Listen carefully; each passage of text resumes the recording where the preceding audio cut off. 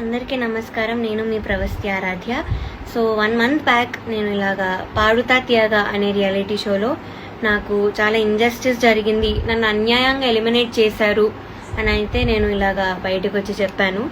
So ఆ eliminate చేసిన episode అయితే ఈరోజు టెలికాస్ట్ అవుతుంది ఈటీవీలో 9:30 PM.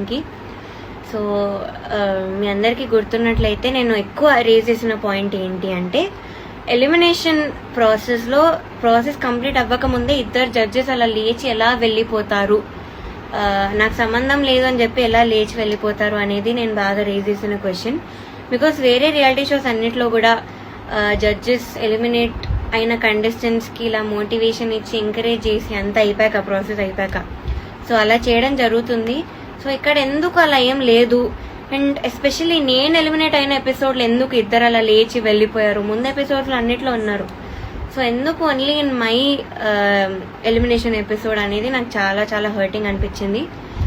సో ఇప్పుడు ఏంటి అంటే, టెలికాస్ట్లో ఆనెస్ట్గా అక్కడ ఏం జరిగిందో అదే వేస్తారా అంటే, జడ్జెస్ ఇద్దరు లేరు సో అలానే చూపిస్తారా, లేకపోతే యాక్చువల్లీ నా ఒక ఇంటర్వ్యూలో స్వప్న గారు, యాంకర్ ఆంటీ, స్వప్న ఆంటీ, ఆవిడ ఏం చెప్పారంటే, చీటింగ్ షాట్స్ అంటే ముందు ఎప్పుడో తీసుకొని పెట్టుకున్నవి క్లోజప్ షాట్స్ అవి తెచ్చి ఇక్కడ వేస్తారా అంటే నిజంగా జడ్జెస్ ఉన్నట్టు, సో అలా ఏమైనా చూపిస్తారో లేకపోతే నిజంగా ఆనెస్ట్గానే ఉంటారో అనేది మనం ఈరోజు చూడాలి. I'm also very curious.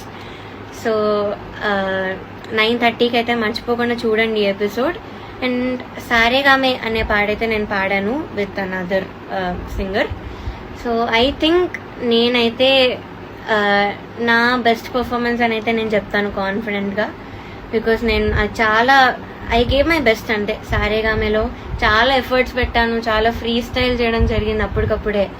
So this is one of my best performances నా హోల్ కెరియర్లో. సో తప్పకుండా పాట వినండి, let me know your feedback.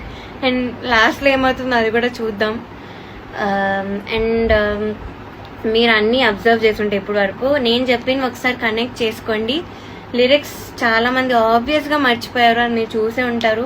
And that you eight I've sung ఎన్నో రాత్రులు వస్తాయి కానీ, సో దానిలో my co singer first lyrics మర్చిపోయారు. బట్ నో, జడ్జెస్ నుంచి ఆ పాయింట్ మాత్రం అసలు రాలేదు, మీరే ఒకసారి చూడండి.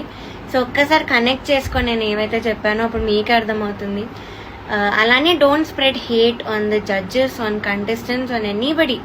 I'm not fighting for hate. నేను హేట్ స్ప్రెడ్ చేయడానికి అయితే ఇవన్నీ చేయట్లేదు. జస్ట్ మీ అందరికీ తెలియాలి అసలు వెనకాల ఏం జరుగుతుందో అవన్నీ తెలియాలని ఒక ఇంటెన్షన్తో నేను చెప్తున్నాను. ఆడియన్స్ని ఫూల్ చేస్తున్నారని ఒక ఇంటెన్షన్తో నేను చెప్తున్నాను. So please understand that. ఇప్పుడు కూడా చెప్తున్నాను, I'm nobody to talk about that talent or anything. జడ్జెస్గా ఇంజస్టిస్ జరిగిందని అయితే నేను మాట్లాడాను అంతే.